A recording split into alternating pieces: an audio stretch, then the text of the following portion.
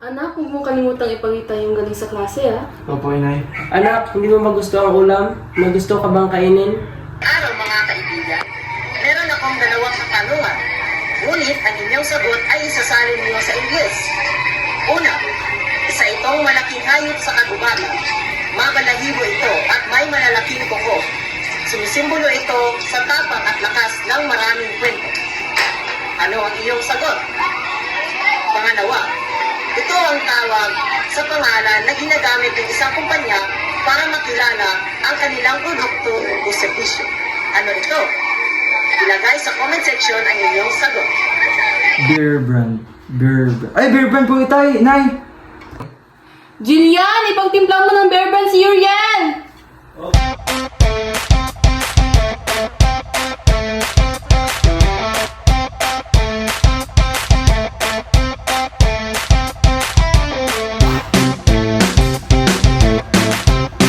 Kung hanap mo ay gatas na puno ng nutrisyon at tiyak na maaasahan ng buong pamilya, nandito na ang Bear Brand, ang kilalang gatas na nagbibigay lakas at tibay sa bawat araw. May tibay nutrients tulad ng iron, zinc at vitamin C para sa matibay na resistensya. May calcium at vitamin D para sa matibay na buto at malusog na katawan.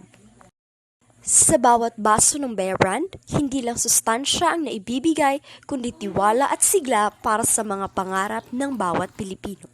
Kaya naman, kung kalusugan at tibay ang hanap mo, Bear Brand ang sagot.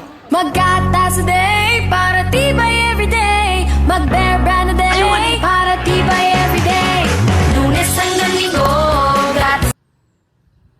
Tumutulong upang maging malakas, masipag, Oops, sakto na. gawin ang tama, Zinc at vitamin C, araw-araw matibay ako. Masigla akong pumasok, laging handang tumulong. Malakas ang loob, araw-araw matibay ako. Maggatas a day. Alvin!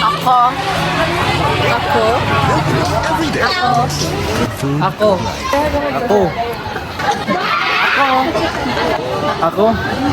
Kami ay tatak Beer Brand! Powdered milk drink every day. Nestle, good food, good life.